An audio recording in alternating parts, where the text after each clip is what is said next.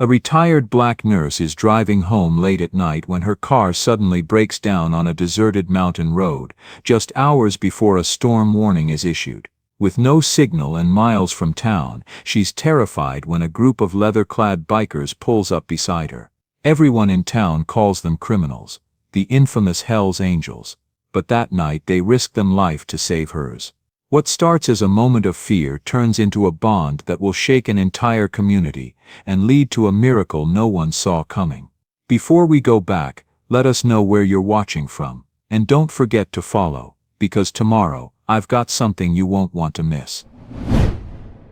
The wind tore through Highway 47 like an invisible beast. It was 10 p.m., the kind of late where the world feels empty. No traffic, no houses, just endless dark curves carved through the mountain. Evelyn Carter's red SUV trembled as the gusts slammed against its sides. The dashboard lights flickered once, twice, and then the engine coughed, a harsh metallic rattle, before dying completely. "Come on, not now," she muttered, twisting the key again. Nothing, just the whisper of the wind. Highway 47 sat 40 miles outside Rustwood, a stretch of road locals avoided after dark. Too many blind turns, too many rock slides when storms rolled through. Everyone knew the stories. Evelyn knew them too. She just never thought she'd be here, alone, with the nearest signal tower miles away. She took a slow breath, forcing her training to kick in.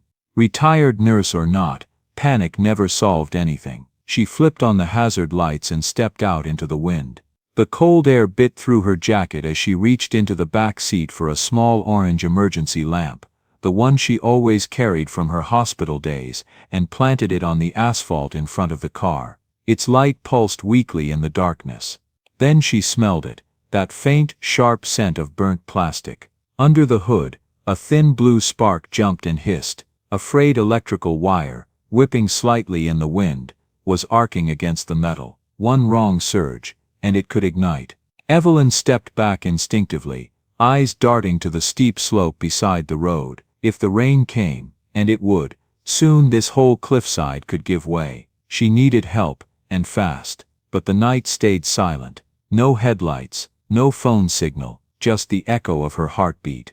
Then a low rumble, not thunder, engines, Harley engines. A line of headlights appeared in the distance. Small at first, then growing brighter, louder, closer. The roar filled the valley like thunder trapped in steel. Evelyn's pulse spiked, her breath caught. Hell's Angels. She didn't think, she ran. Slammed the hood shut, darted back into the SUV, locked the doors and whispered a shaky prayer. The sparking wire under the hood hissed louder, dancing dangerously close to the fuel line. She knew staying inside was stupid. The car could ignite any second. But fear had already taken the wheel. The convoy slowed, engines growled, then one by one fell silent. The lead rider dismounted, tall, thick-built leather jacket creaking in the wind. His beard was streaked with silver, his eyes hidden under the shadow of his helmet. His vest read, Hell's Angels, Rustwood Chapter. He walked straight toward her car. The cracked asphalt crunched under heavy boots. Tattoos snaked up his neck and disappeared under his collar. His face looked carved from trouble, hard lines, a scar down his cheek, the kind of man any sensible person would lock their doors against. He stopped beside her window and knocked twice, the sound sharp and deliberate. "Lady," he called out over the wind, voice rough as gravel, "you got smoke and sparks under there. You planning to let the thing blow or what?" Evelyn clutched the steering wheel tighter, saying nothing. He leaned closer, squinting through the glass, the flicker of her orange emergency lamp painting his face in flashes of amber and shadow. His tone softened just a hair. "You stuck out here or what? Why you looking at me like I'm the fire?" She didn't answer, couldn't. Because in that moment, between the smoke, the silence and that scarred man staring in, she truly didn't know if the danger outside was worse than the one she'd just locked herself in with.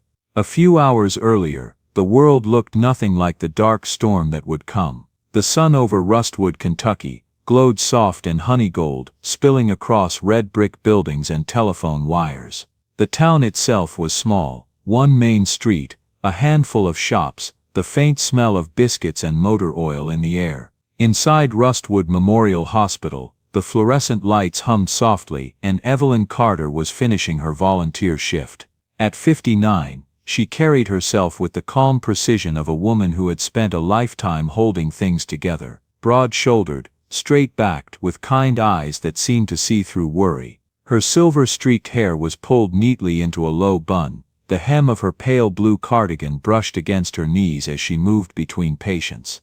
Her skin, warm and mahogany under the harsh hospital light, made her stand out in a town where most faces still turned curious when she walked by, though she never let it bother her. "See you Thursday, Miss Carter," a young nurse called as Evelyn closed a cabinet. She turned, smiling. "Don't forget to label the saline this time, dear." Her voice, gentle, warm, unhurried, carried the authority of someone who had taught, healed, and comforted people her entire life. When her shift ended, she didn't go straight home. Evelyn rarely did. She believed the hours after work were the ones that mattered most, the hours when everyone else was too tired to care. Her next stop was the Cedar Hope Homeless Center, a squat red brick building that smelled faintly of detergent and coffee. As she pushed open the glass door, a gust of wind swept in behind her, tugging at her scarf. "Evening, Miss Evelyn," someone called from the serving line. "Evening, Marcus," she replied with a grin, already slipping on a pair of gloves. She spent the next hour ladling soup, passing out bread, and kneeling to tie a child's shoelaces when his mother's hands were too full. Her wrists ached a little, but she didn't mind. She always said helping people was the only thing that made her feel young again. When the line grew shorter, she sat briefly at the end of the table beside an old man in a wool hat. She slipped him an extra roll. For later, she whispered. He smiled a toothless grin. "You still the nurse lady?" "Always," she said. "I just retired from the paycheck, not the job." By the time she left Cedar Hope, the sun had dropped low enough to paint the windows orange. Evelyn checked her watch. She still had one stop left. She always did. The Magnolia Haven nursing home stood at the edge of town, where the paved streets turned to gravel and the scent of pine thickened. Its sign, chipped but clean, creaked softly in the wind. Inside, everything smelled faintly of lemon polish and warm blankets. Mr. Watkins, her favorite patient, was waiting in his wheelchair by the big window, the one that faced the mountains. "There she is," he said, his voice papery but cheerful. "Thought you forgot about me." Evelyn chuckled, setting her purse down. "You know I can't leave without hearing your Navy stories." They talked for almost an hour, about his wife, long gone, about the sea he missed, about how the world had gotten too loud. She listened more than she spoke, her eyes soft, her hand resting on his frail one when the memories caught in his throat. When she finally stood to go, dusk had already rolled in. The first edges of clouds were gathering on the horizon, turning the light gray violet. She felt the chill through her cardigan. Outside, the parking lot was nearly empty. Her red SUV waited beneath a flickering street lamp. She climbed in, set her bag on the passenger seat, and turned the key. The dashboard flickered to life, along with the fuel light. She frowned. "Not tonight," she sighed. The tiny gas station near the nursing home was already dark, its neon sign switched off. As she pulled onto the road, the radio crackled, half static, half voice. "The first rains are expected to start tomorrow morning." She tapped her fingers on the steering wheel, thinking. The main route, Highway 12, would take almost an hour with the new detours. But Highway 47, the old back road through the hills, would get her home in half that time. "Just take the back road, Evelyn," she murmured. "It's clear now, you'll be home before the rain." She smiled at her reflection in the mirror, at the lines around her eyes, at the tiredness she had earned honestly, then shifted into drive. The town lights faded quickly behind her. Soon there was only the hum of tires on asphalt and the soft rasp of Sam Cooke's "A Change Is Gonna Come" on the radio.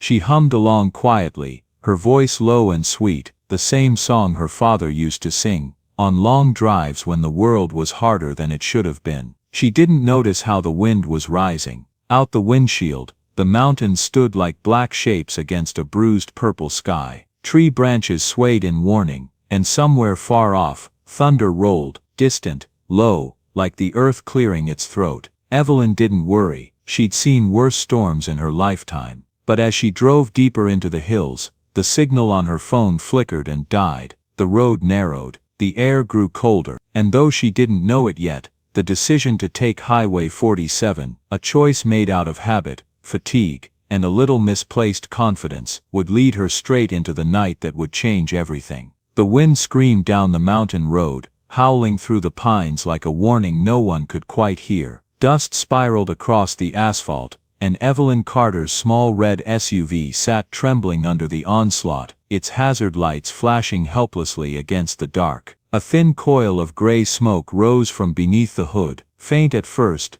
then thicker, curling into the night like a signal flare. Inside the car, Evelyn's fingers clutched the steering wheel. Her pulse thudded in her ears. This wasn't just a flicker or a bad smell. The car was actually smoking now. She'd seen enough engine fires during her years as a nurse in the ER to know how quickly they could turn deadly. Then a voice, loud, deep, cutting straight through the wind, pulled her back to the present. Step out now. It's an electrical short. Your car could ignite if it arcs again. Her head snapped up. The same biker, the big one, stood just feet from her door, bracing himself against the wind. His jacket glinted with silver lettering. His hand gestured urgently toward her. For half a second, instinct screamed stay inside, but the smoke was getting worse, and something in his voice, not anger, not impatience, just certainty, pushed her into action. Evelyn unlocked the door. The click of the latch felt impossibly loud.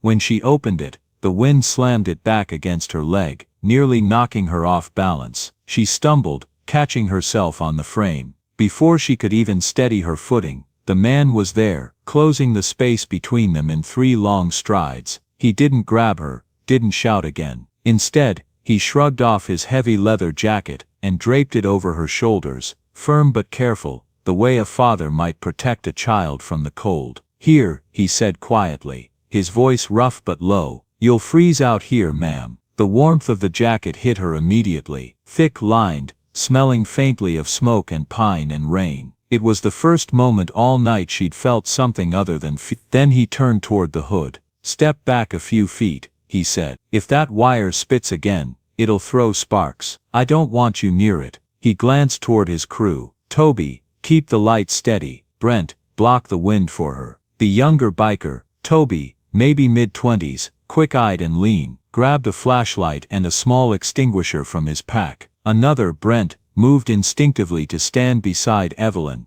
broad frame acting like a wall against the gusts. Evelyn stood there, hugging the jacket tighter around herself, watching in stunned silence as the men moved with practiced rhythm. No shouting, no chaos, just quiet precision. The big man, she'd later learn his name was Jack Grinder, Malone, reached under the hood and flipped the latch. Smoke burst upward in a gray cloud, carried off immediately by the wind. The headlights of the bikes behind him turned the smoke into rolling waves of silver. He leaned forward, one arm steadying the hood, his face lit by the flicker of the emergency lamp. The tattoos on his forearms looked harsh from a distance, but up close she could see what they were. Not skulls or knives, but angel wings, faded and half covered by old burn scars. Looks like the main wire shorted against the housing, Jack muttered, half to himself. His tone was calm, almost gentle, the tone of someone used to fixing things under pressure. He raised his voice just enough to be heard.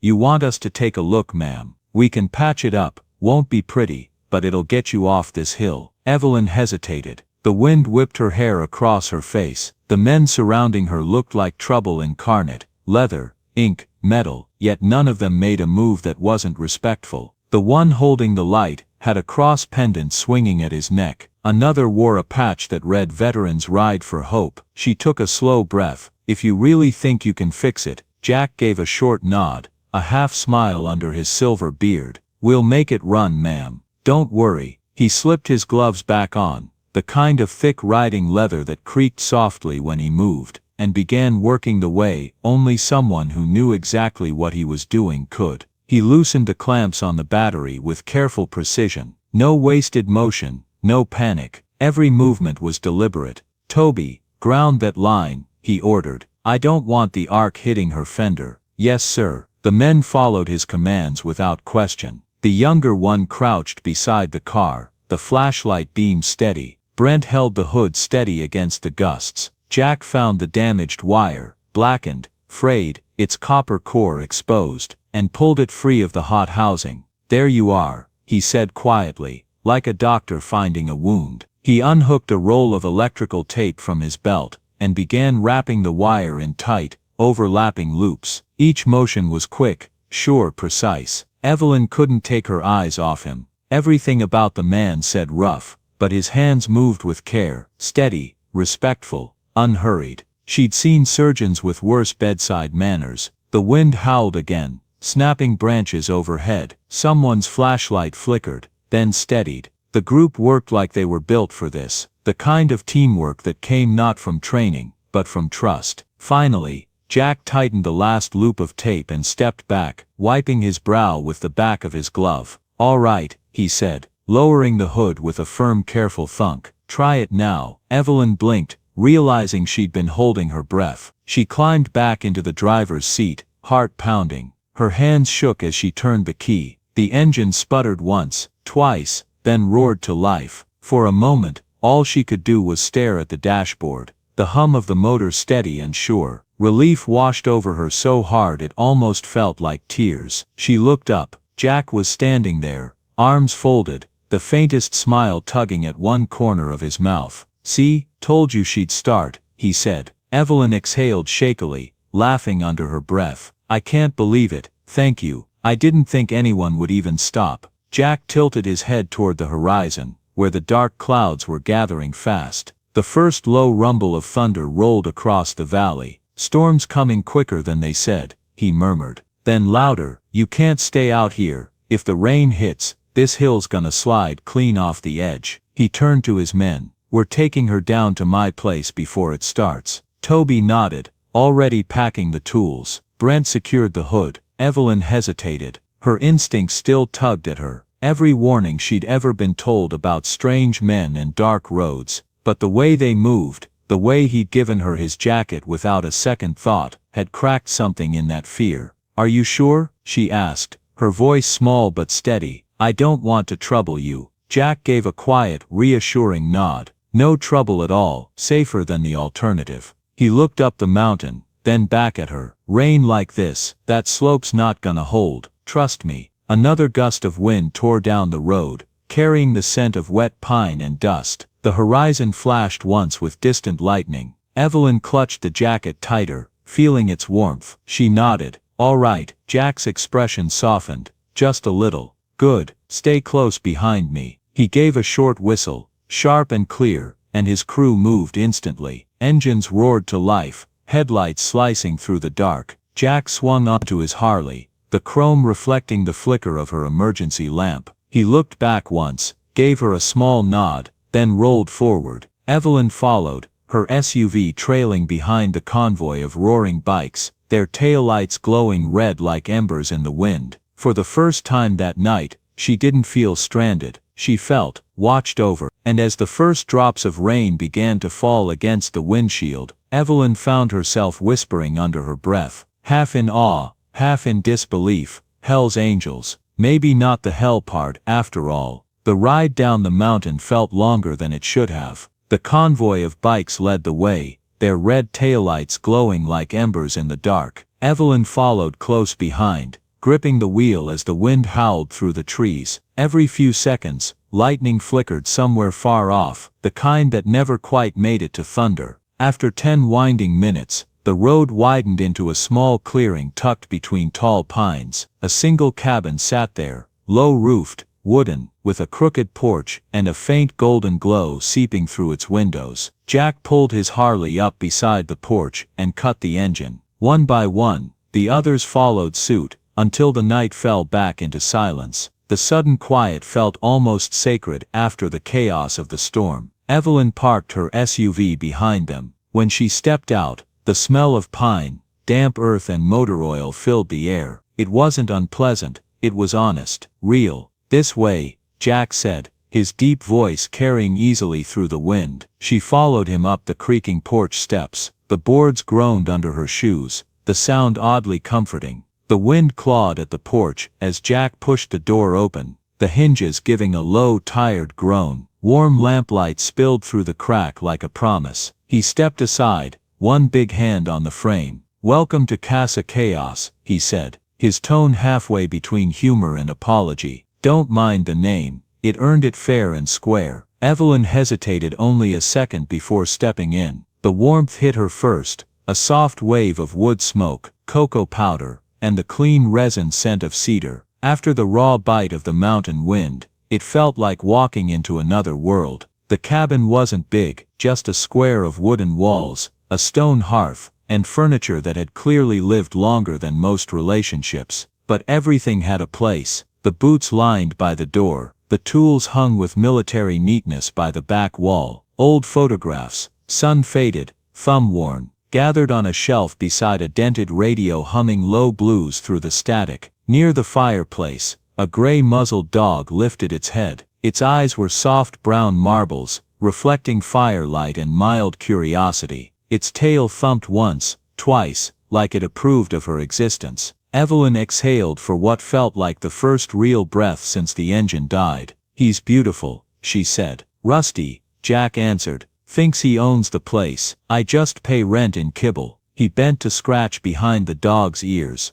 his movements slow, deliberate, like someone who'd learned not to startle living things. When he straightened, the firelight caught the burn on his jacket sleeve, a blackened mark still smoking faintly. He shrugged it off and hung it by the door, the motion weary but unhurried. "You're half frozen," he said. "Sit, I'll get you something warm." She nodded, her voice stuck somewhere behind exhaustion. Her fingers were stiff from the cold, and when she tried to unbutton her coat, they barely listened. Jack noticed. Without comment, he stepped close and handed her a towel from a wooden chest near the wall. It was flannel, old but clean, smelling faintly of pine soap. "Dry off. The wind'll trick you. Feels colder once you stop moving." Evelyn obeyed, rubbing the water from her face, her hair, the trembling in her hands. Some of it was the cold, the rest wasn't. At the stove, the kettle began to whistle, sharp and high like a small alarm. Jack moved with a mechanic's precision,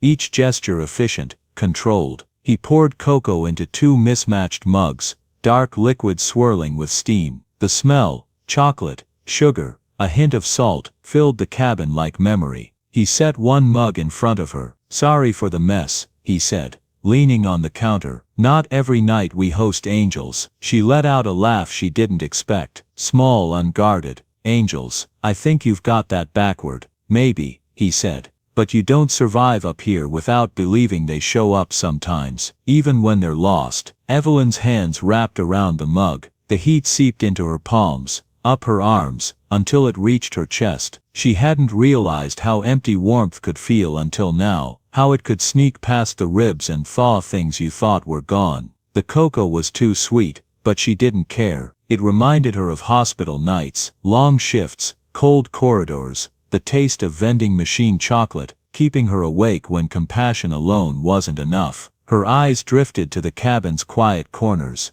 A child's drawing, stick figures on motorcycles beneath a crooked sun, pinned to the fridge. A pair of reading glasses folded neatly on a workbench beside a half-finished engine part.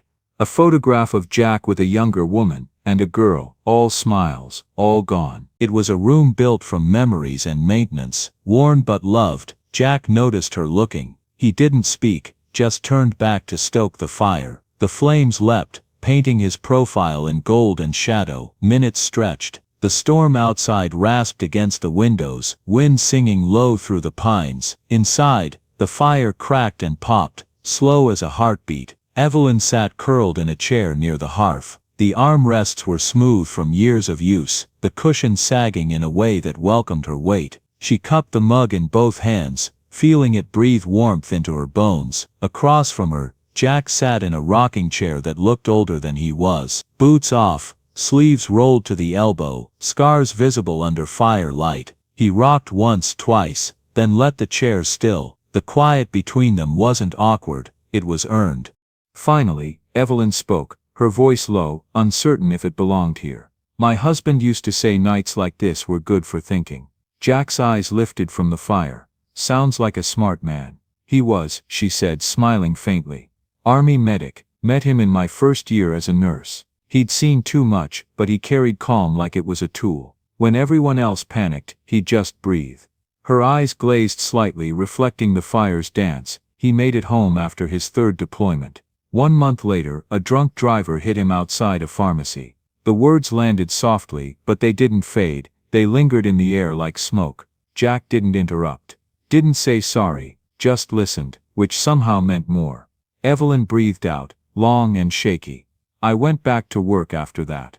Hospital, shelters, nursing homes. I thought if I just kept helping people, maybe grief wouldn't find a place to stay. She looked up, eyes glassy but steady, and maybe it worked, or maybe I just got good at pretending it did.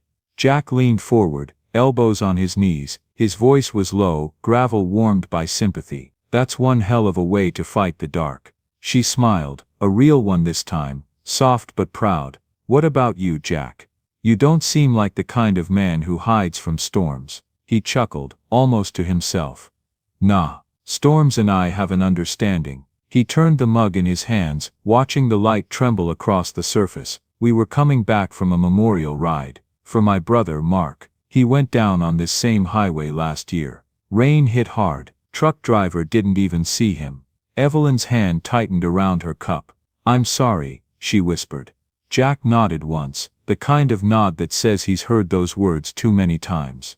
We thought we'd beat the weather tonight. Guess fate had other plans. He met her eyes across the fire. Maybe we were supposed to be here instead. Do you believe in fate? She asked. He thought for a moment, then smiled faintly. No, I believe in timing. Sometimes that's close enough. The fire cracked. Rusty sighed in his sleep, twitching a paw. Outside, the wind clawed at the roof, but inside, the warmth held.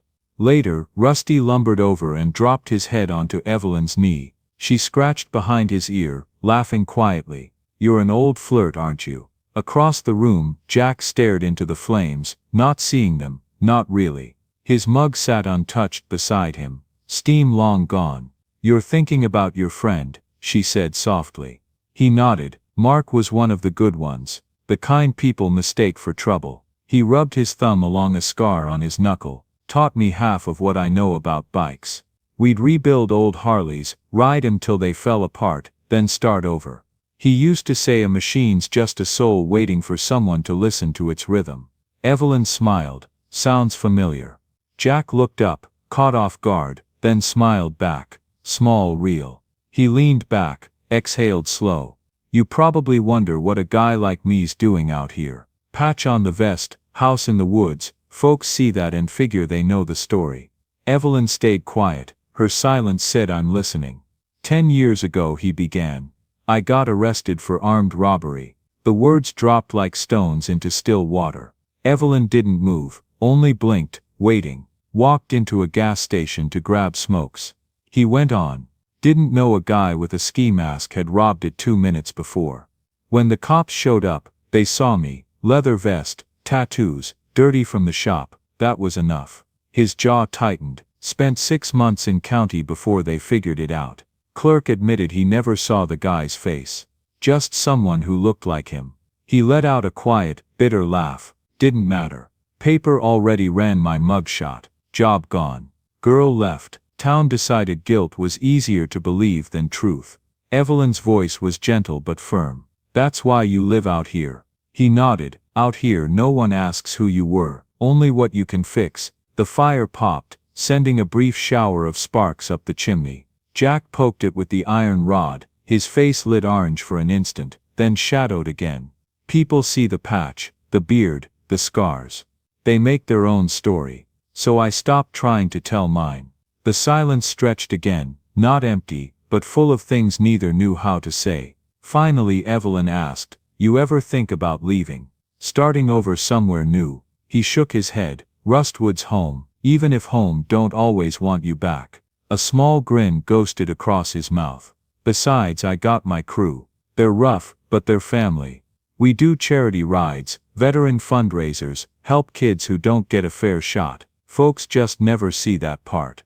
Evelyn tilted her head, eyes soft. People rarely look close enough to see the truth. Jack's gaze met hers, There was something quiet, wordless, passing between them, the recognition of two people who'd been misjudged, but never stopped showing up for others. He murmured, "Guess you'd know." The night deepened. The storm shifted from rage to rhythm, steady rain against the tin roof, like someone drumming with care. Jack's voice broke the hush again, quieter now. "This is the first night I've been home in a week. Feels strange, not hearing machines beep." Evelyn frowned softly. "Machines," he nodded, eyes fixed somewhere beyond the window. "At the hospital, pediatric wing." He rubbed his beard, sighed. "My daughter's been there almost a year." Evelyn straightened, surprise and empathy colliding. "I didn't know you had a child." "Amber," he said, and the name came out like a prayer. 7. Braver than anyone I've ever met. Loves animals, hates broccoli, thinks my crew are superheroes.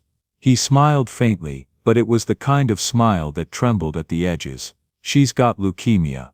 We stay at the hospital most nights. I read her stories till she pretends to fall asleep, just so I'll keep talking." He laughed once, low, then fell silent. "Lisa, her mom, told me to go home tonight. Said I looked like hell." Guess she wasn't wrong. Evelyn felt her throat tighten. She'd seen that kind of exhaustion before. The slow bleed of hope that never fully dies. Her eyes drifted to the table beside him. Beneath a half-empty ashtray sat a pile of mail, red-stamped envelopes she recognized instantly. Hospital billing. "Jack," she said softly, nodding toward them. "Those from Rustwood Memorial." He hesitated, then followed her gaze. "Yeah, they multiply faster than rabbits. Insurance not covering it." He shook his head. "Not for the trial treatment. It's experimental. Supposed to give her a shot, but the system says no. Costs more than I make in half a year." His voice cracked for the first time. Quiet, but raw. "I've sold bikes, pawned tools, picked up shifts at the scrapyard. Still not enough." He tried to laugh it off. "But I can't let her see me worry. She figures the world's okay as long as her old man keeps laughing."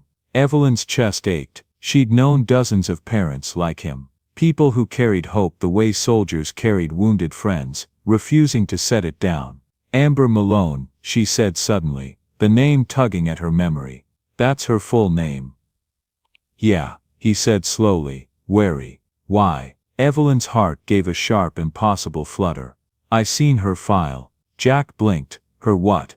"Her file," Evelyn said, leaning forward. "I volunteer at Rustwood Memorial. Community outreach. I handle applications for medical assistance. Her case came across my desk last week. Little girl in a white bandana, toy stethoscope around her neck." She trailed off, eyes wide. "That was your daughter." For a moment nothing moved. Even the fire seemed to pause its crackle. Jack stared at her, disbelief softening into something fragile, almost afraid to hope. "You're telling me you're that Evelyn Carter?" "I wrote her funding appeal," she said quietly. "It's on the hospital board's desk right now. I've been pushing them to approve it."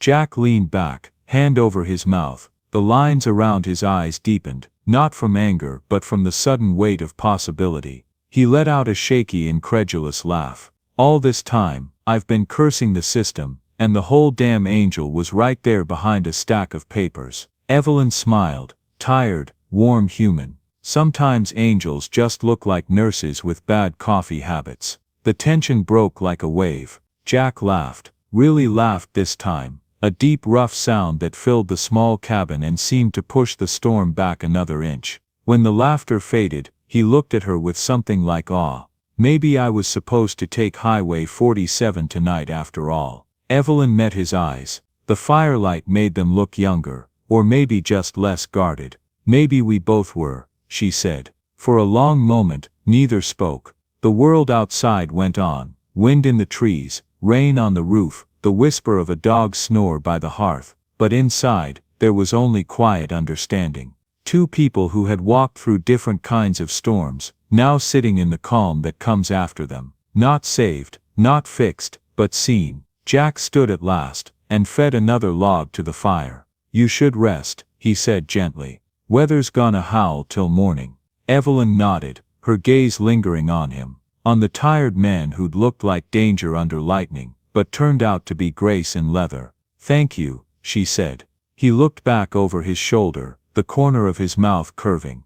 "Any time, ma'am. Angels get free roadside for life." The fire cracked softly between them, and for the first time in years, both of them believed that maybe, just maybe, the world still knew how to be kind. The rain had stopped some time before dawn, but the wind still hummed through the pines like a warning that the storm wasn't done with them yet.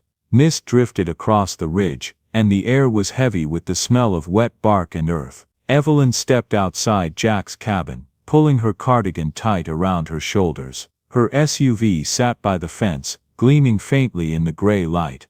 The engine purred when she turned the key, steady, strong, as if nothing had ever gone wrong. She looked toward Jack. He stood by the porch, one hand resting on Rusty's head, the other holding a mug of black coffee. His leather jacket hung on a nail, still dripping from the night before. Beneath his rough exterior, his eyes looked exhausted, but alive. "You sure you'll be all right getting back?" he asked. Evelyn nodded. "You've done more than enough." Jack gave a small shrug. "Wasn't just me, the boys know what they're doing. You'd be surprised how often people break down on that stretch." Evelyn managed a smile. Still, not everyone would have stopped. He looked at her then, not smiling, but softer. "You'd be surprised about that too." She hesitated. "You'll go to the hospital later?" "Yeah," he said quietly. "Lisa texted me. Amber had a rough night, but she's stable. They want to run some new labs." He rubbed the back of his neck. "It's hard not being there. This was the first night I wasn't by her bed in months." Evelyn nodded slowly. "Then maybe it wasn't an accident you weren't there. Maybe you were meant to be on that road instead." He chuckled under his breath, the sound rough but kind. "You sound like my mother." "Maybe your mother's right," she said softly. By late morning, the rain had turned to drizzle. Evelyn drove the 40 miles back toward town, past flooded ditches and fallen branches. Twice she had to stop, once for a crew clearing debris, once for a truck stuck in the mud. Each time she thought about the night before, about the spark under her hood, the gnarled hand that reached out to help, and the small flicker of warmth that had survived between strangers. When she finally reached Rustwood, the streets were slick and nearly empty. She stopped at a gas station to refuel, and overheard two men talking near the counter. "Did you see that mess on 47 last night? Bikers everywhere," one said. "Hell's Angels, I heard, probably up to no good."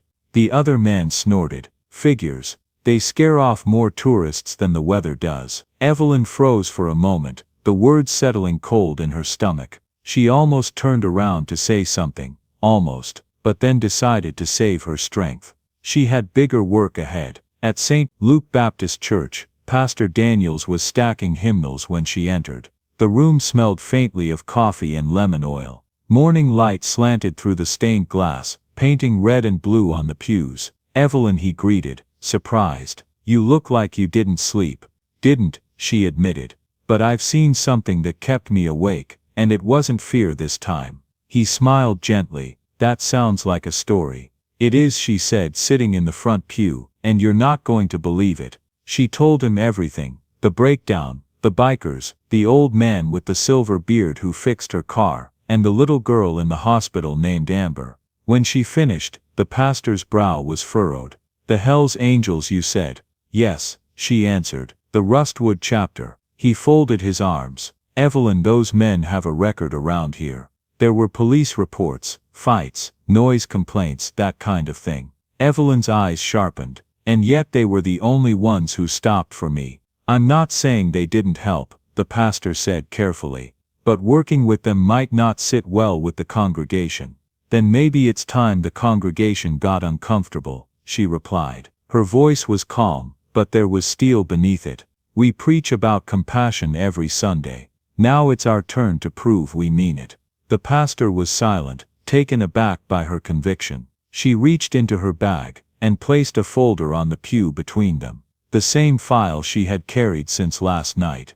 "This is her case, Amber Malone, 7 years old. Her treatment isn't covered by insurance. The same man this town avoids, is working himself to the bone to keep his daughter alive." Pastor Daniels glanced at the papers, the hospital bills, the notes in Evelyn's careful handwriting. After a long pause, he sighed. You want to help him. I need to, she corrected softly. Because if we don't, then all our talk about faith doesn't mean a thing. The pastor agreed, reluctantly at first, to let her speak to the church board, but the meeting that afternoon was far from smooth. Some members were moved, others were not. Hell's Angels, Mrs. Whitmore, head of the Women's Fellowship, frowned. Those men terrified my nephew at the gas station last summer, and now they're saving lives, Evelyn replied. People change. Or maybe they were never what we thought.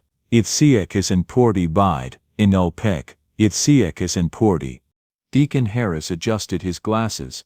Even so, you're asking us to host a fundraiser with them, in the church's name. Evelyn looked him straight in the eye. Yes, because grace doesn't have boundaries, and because a little girl named Amber doesn't have time for our reputations. The room fell silent. Some exchanged uneasy glances, others nodded slowly. Finally, Pastor Daniels spoke. She's right. We talk about love without prejudice. Maybe it's time we act like it. The motion passed, barely, by one vote. That evening, Evelyn sat at her kitchen table with her laptop open, typing a post for the church's social media page. Her fingers trembled as she wrote, "A man this town calls a sinner saved me from a storm. Now it's our turn to help him save his daughter." She attached a photo of the winding Highway 47, sunlight piercing through receding clouds, and linked the hospital's donation page for Amber Malone's treatment fund. Then she clicked post. At first nothing happened. 10 minutes passed, then a comment appeared,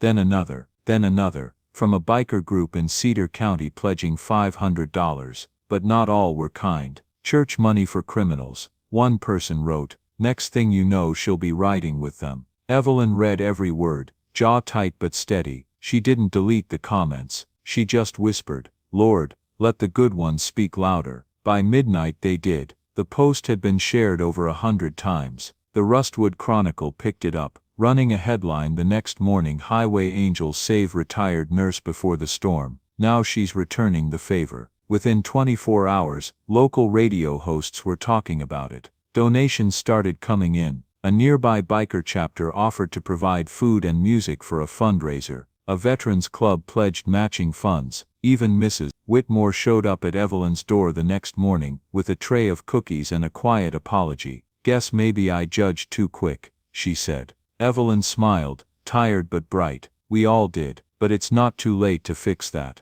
Late that night, Evelyn sat by her window again, watching the stars emerge over the quiet town. Her phone buzzed with notifications, messages from strangers, offers to help, words of hope. She pressed a hand against the glass, looking out toward the dark silhouette of the mountains. Somewhere out there, a man who'd once been misjudged was probably tucking his daughter into bed, still praying for a miracle. And for the first time, Evelyn truly believed one might be on its way. The first chill of autumn had crept into Rustwood by the time the fundraiser arrived. The sky hung low and colorless, clouds pressing down like a lid over the small Kentucky town. It had been a week since Evelyn's post went viral, and though the story had touched hearts far beyond the county line, Rustwood itself remained divided clean down the middle. Half the people called her brave, the other half called her reckless. Rumors had taken root faster than the leaves had turned. In coffee shops and church basements, people murmured over foam cups and folded arms. Evelyn Carter's lost her mind, working with those bikers. She's defending criminals now. She means well, bless her heart, but those men are trouble, always have been. Evelyn heard pieces of it every day, at the grocery store, at the pharmacy, even outside church where Mrs. Whitmore's smile had turned as thin as communion wafers. Yet she didn't cancel. That morning, she stood in her kitchen staring at the volunteer list on her phone, watching names she'd trusted disappear one by one. Half the church ladies had backed out. The choir refused to sing if the fundraiser was held at the clubhouse. The printer jammed when she tried to reprint the donation sheets. Even her car hesitated to start, coughing like it shared the town's doubts. But Evelyn Carter had worked through storms before, just not the kind made of whispers. "Storms don't stop because you're scared," she whispered to herself, tightening her scarf. By late afternoon, she arrived at the Hells Angels clubhouse, with a box of homemade peach cobblers and a folder of pledges clutched to her chest. The wind smelled of rain-soaked dirt and charcoal smoke. The bikers had already fired up the grills, their laughter trying to fill a silence that still felt too wide. Jack was out front with Toby and Brent, sleeves rolled up, stacking folding tables that wobbled slightly on uneven gravel. His voice carried over the sound of engines cooling. "You didn't have to bring all that, Miss Evelyn," he said, taking the box from her hands with a gentleness that didn't match the rough tattoos crawling up his arms. "Old habits," she said, forcing a smile. "I bake when I'm nervous." "Then you must have baked for an army," he said, but even the joke couldn't hide the strain in his eyes. The men looked tense, watching the empty road, pretending not to. "They said they'd come," Jack muttered. "But you know how it goes. Folks talk big about kindness until they have to stand next to it." Evelyn followed his gaze. The parking lot was a patchwork of puddles and silence. Tables stood ready under string lights that hadn't been turned on yet. The banner that read "Ride for Amber" rippled weakly in the wind. Only a handful of bikes gleamed beneath the setting sun. No cars, no crowds. She inhaled through her nose, steadying her hands. "Give them time," she said. "People show up late for church too." But an hour later, the lot was still half empty. The young came first, curious teenagers, a few families from out of town who had read the viral post. Then slowly, a small cluster of familiar faces from church, standing stiffly near the entrance like tourists in foreign country. Their eyes darted between the Harley logos and the smoke rising from the grill. Evelyn greeted each one as though nothing was wrong. "I'm so glad you came," she said, over and over, her voice warm even when their smiles weren't. A few nodded politely, others didn't answer. One woman whispered, not quite under her breath, "This is no place for a church function." The words stung worse than she expected. She swallowed hard, forcing herself to serve cobbler at the dessert table instead of crying in the kitchen. Jack noticed. He stepped beside her, his voice low. "Let me talk to him." Before she could stop him, he strode to the mic stand near the makeshift stage. "Evening, folks," he began, his tone steady but not defensive. Conversation stilled like someone had pulled the plug on the noise. "I know some of you don't think much of us," he said plainly. "I've seen the looks, heard the talk. Maybe we earned some of it. We're not saints, but tonight's not about that." His eyes found Amber in her wheelchair near the front row, her pink knit cap crooked over tired eyes. "Tonight's about this kid, my kid,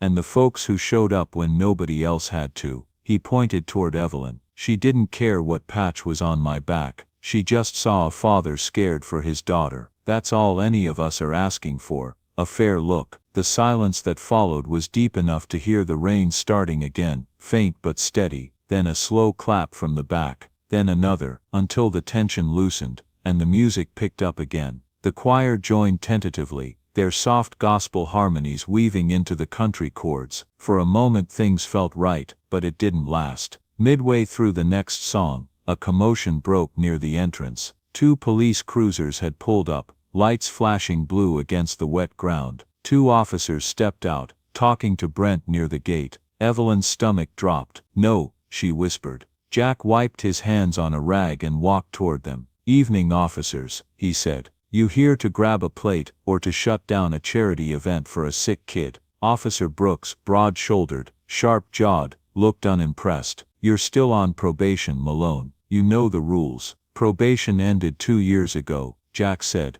voice even but tight. "And this is a permitted event. You know that." The other officer, younger and less sure, checked his clipboard. "We got a noise complaint," he said. "Possible unlawful gathering." Evelyn stepped forward before things could twist further. "Gentlemen," she said, her tone professional, almost nurse-like, "this is a registered fundraiser. St. Luke Baptist Church co-signed the permit. Pastor Daniels is right inside." Brooks stared at her, lips twitching into something that wasn't quite a smile. "That's so. Seems you found yourself interesting company, Mrs. Carter." The air tensed. Rain began to fall harder. Jack didn't move, but Evelyn could feel the restraint pulsing off him like heat. "We're not breaking any laws," she said calmly. "You're welcome to come in and confirm." For a long, dangerous moment, nobody breathed. Then the younger officer cleared his throat. "Just keep it quiet after 10, he muttered. Brooks hesitated, then turned away. The cruisers rolled off, tires hissing through puddles, but the damage lingered. Whispers spread. Some guests slipped out quietly, murmuring excuses. A few church ladies huddled near the door, whispering about bad influences. Evelyn's throat burned. She went back inside, trying to smile as she refilled coffee cups, but her hands shook so much she spilled twice. Jack returned to the grill without a word. The band played louder, as if defying the tension. For the next hour, she worked like a woman trying to hold back the tide, greeting guests, steadying her voice, convincing them to stay. Slowly the mood began to shift again. Kids laughed near the dessert table. The smell of ribs softened the air. When the choir finally sang Leaning on the Everlasting Arms, the bikers hummed along. Something fragile but real began to form. Then halfway through the raffle, the power went out. The entire hall plunged into darkness. A gasp rolled through the room. Someone dropped a plate. The wind howled outside, blowing the rain sideways. Evelyn froze, heart pounding. "Stay calm," she called out. "Just a fuse." Jack grabbed a flashlight, shouting to his crew. "Generators in the back. Brent, Toby, go." But minutes dragged. The generators sputtered, then died. The crowd's unease thickened into fear. "This is what happens when you trust them," someone muttered loudly. Evelyn turned, catching the speaker. Mr. Harris from the church board, his face pale in the dim glow of phone screens. "That's enough," she said quietly. "You don't get to question people who are trying to help." "Help," he snapped. "You brought the church into a biker den, and now," Jack's voice cut through, "power's back." The lights flickered, then held. A collective sigh swept the room. But Evelyn could still feel the sting of those words. She walked outside for air, her breath steaming in the cold. The rain had slowed to a drizzle. From behind her Jack followed, holding 2 mugs of coffee. "You okay?" he asked.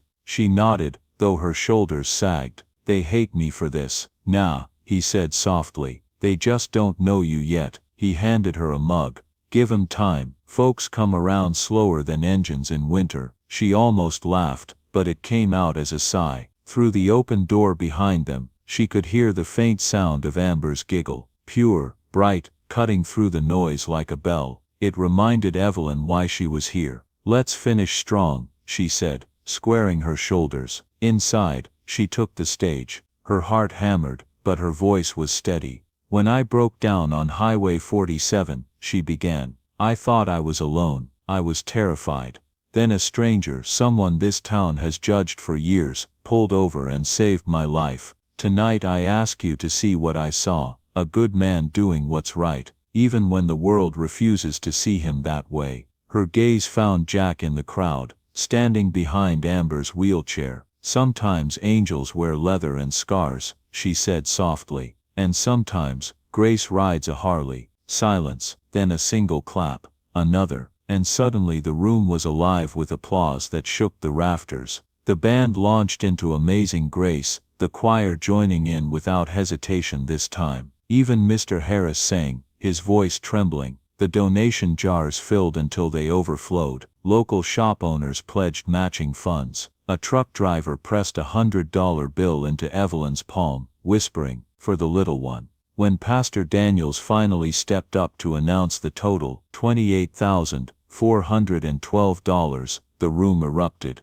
Jack knelt beside Amber, tears cutting clean lines through soot and sweat. "We did it, baby girl," he whispered. Evelyn turned away, blinking back her own. Later, when the guests drifted home and the lights dimmed, she stood outside in the cool air. The rain had stopped, leaving the world glistening. Jack joined her, holding a small box. Inside, lay the orange beacon she'd planted that night on Highway 47. "Thought you might want this back," he said. She shook her head. "You keep it. You were the one who answered it." He hesitated, then smiled. "You sure? It looks better next to your daughter's picture," she said. He nodded slowly. "Guess we both found what we were looking for out there." Evelyn looked toward the mountains, the road vanishing into mist. "Maybe that storm didn't come to break us," she said quietly. "Maybe it came to bring us together." And for the first time that night, she believed it. Because sometimes grace doesn't come through the church doors, it roars down the highway, headlights cutting through the dark, answering a call no one else dared to hear. Evelyn looked out toward the mountains, where the road disappeared into the trees. "Yeah," she said softly, Maybe that storm didn't come to break us. Maybe it came to bring us together. A year later, Rustwood looked the same on the surface, but underneath, everything had shifted. The wind still cut down from the ridge, bending the pines. The highway still wound through the same jagged cliffs, scarred from last spring's landslide.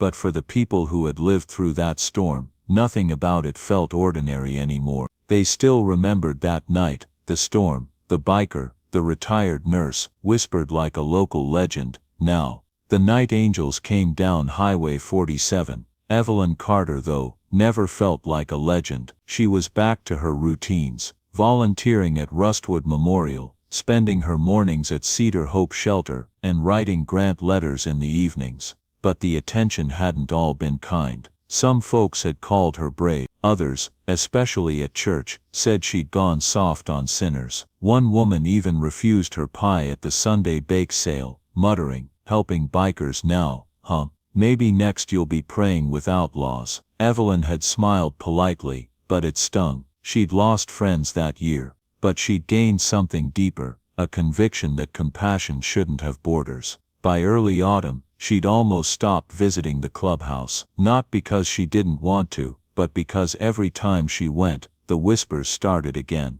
And yet when the letter came in the mail that morning, she knew she couldn't stay away. It was written in shaky handwriting on notebook paper. "Miss Evelyn, Daddy says I can walk across the stage next month. He says I'll be done with the last round of medicine soon. I want to show you something. Come visit us. Love, Amber." The drive up Highway 47 felt longer this time. Her SUV rattled over fresh asphalt. The landslide had wiped out part of the road last spring, forcing months of repairs. Halfway up the hill, rain began again, soft at first, then steady. She gripped the wheel tighter, headlights bouncing off slick pavement. As she rounded the bend, her breath caught. A construction crew had left barriers half toppled by the wind, blocking most of the lane. For a moment, she hesitated. The road looked half familiar, half foreign, just like the first night she met Jack. "Not again," she murmured,